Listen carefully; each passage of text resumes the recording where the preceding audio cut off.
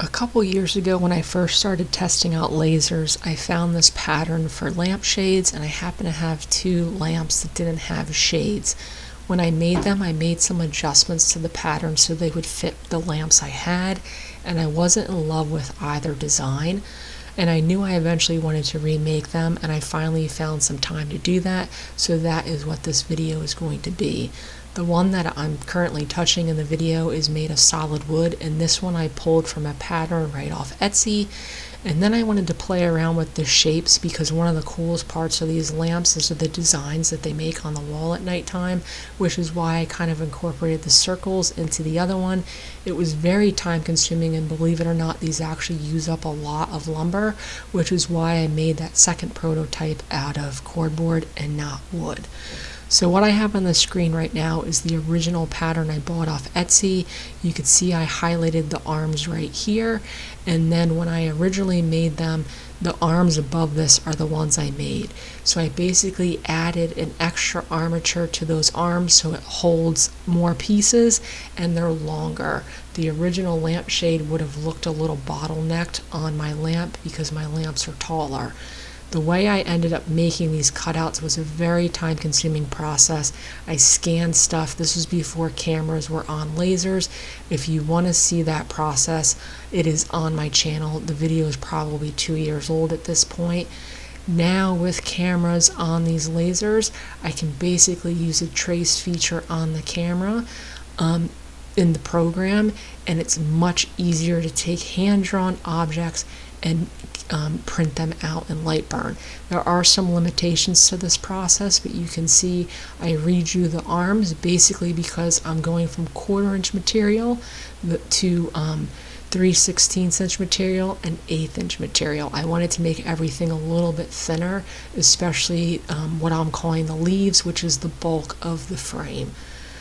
So once I had these arms redrawn, I could just go through into the program and put them in there and print them all out. For each lamp, there's 18 arms, and there's 2 different styles.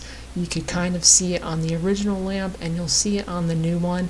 The leaves overlap each other, and my goal was to make there be less gaps on this one, because when I blew it up, I didn't change the size of those discs, so there was a lot of big gaps in there. And even though I only have like a 20-watt light bulb in there, sometimes that light would catch your eye pretty sharply because of it.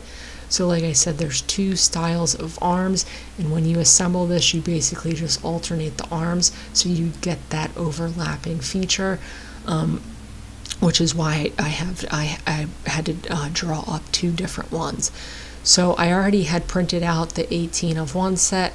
This is the other one with this organic material, and this is cheap underlayment, so God only knows what glue they're using in it. It's not uncommon for these lasers at spots not to cut all the way through.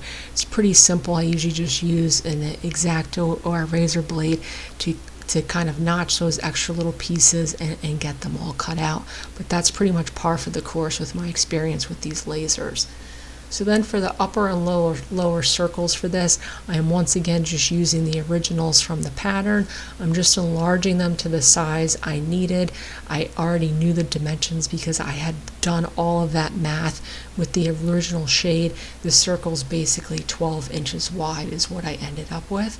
And the notches are now too big because I enlarged it, but it doesn't matter. Like I said, I already knew that from the original, and that is why I added the little teeth at the bottom and the top of these arms so they fit on the circle instead of getting notched into place.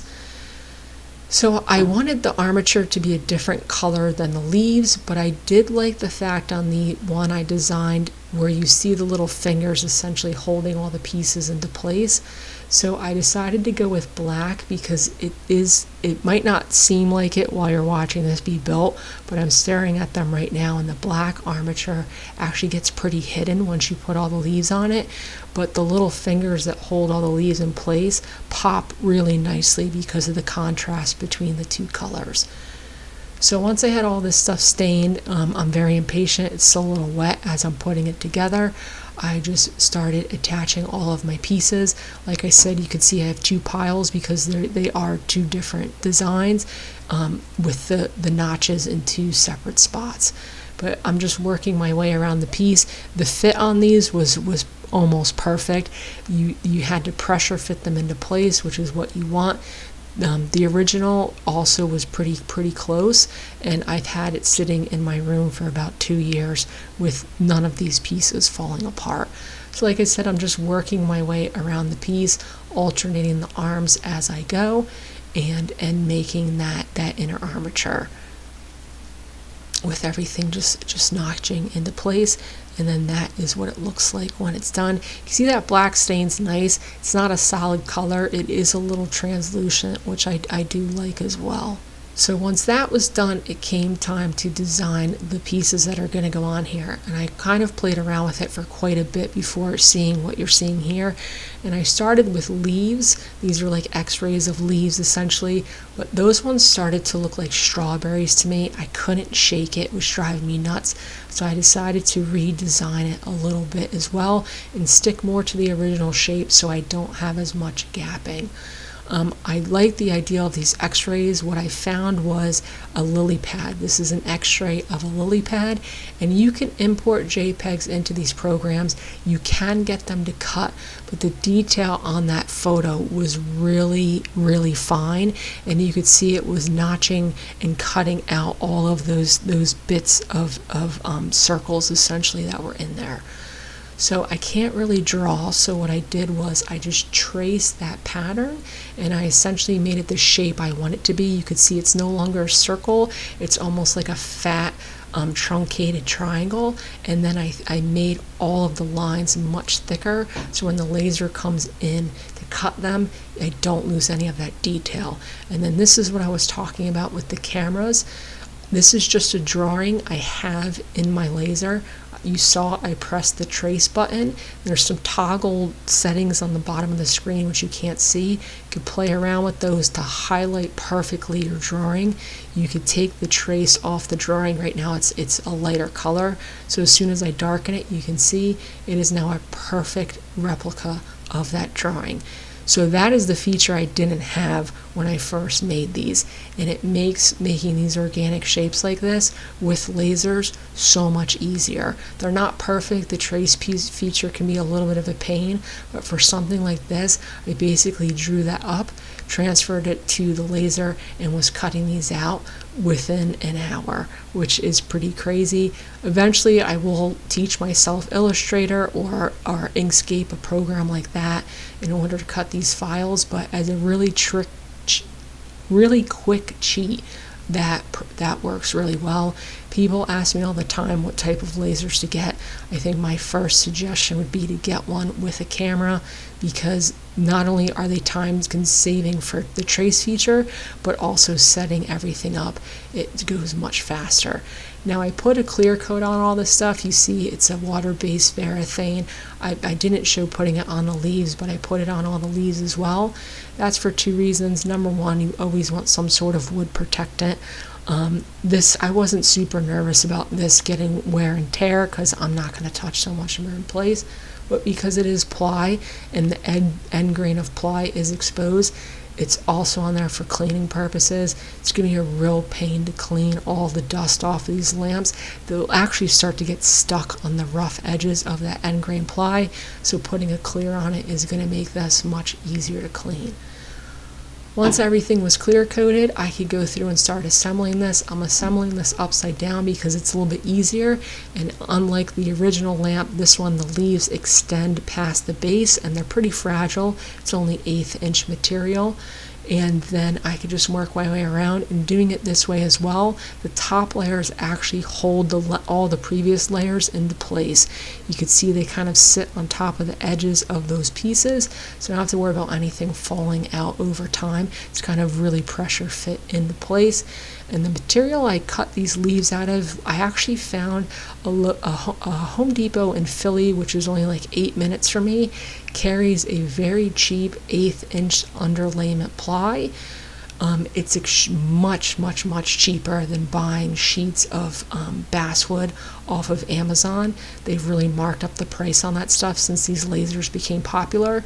So if you can find that in an eighth in a plywood sheet, I just sliced it up and then can put it right on my machine. And believe it or not, there's 72 big leaves. You could see I'm resizing these other leaves as I get towards the bottom. I knew I was going to have to do that because the original pattern towards the top, obviously where the opening between the arms becomes smaller, you can't fit those big leaves. All I did was lock my dimensions in here and change my width so it fits in between there, and then because the dimensions are locked, it will also change the height so it stays the exact same shape, and then I could go through and make those.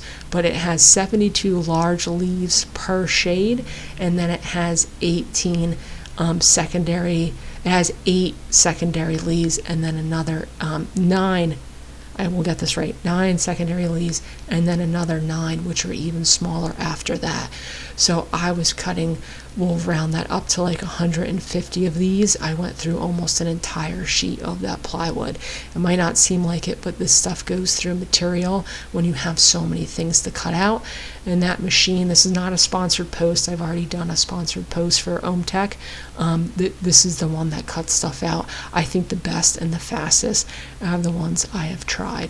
So like I said, I ended up with 3 sizes. That was the first one, the second one, and the third one. So not super different, but obviously I did have to shrink those down. And then the last row is going to be the smallest, and those fit right into the bottom. So that is what that looks like. And then like I said, with the 2 lamps, I liked the circle pattern a little bit better than just the big notching pattern, which is why I was trying to find those x-rays photos I was talking about. So this has a lot more circles, and I'm pretty excited to see what these look like once it gets a little bit darker. They fit right on top of my lamps. You can see what I meant by at first, that black was pretty stark, but now it's pretty hidden, and the lamp itself is pretty see-through. And that is basically what that looks like.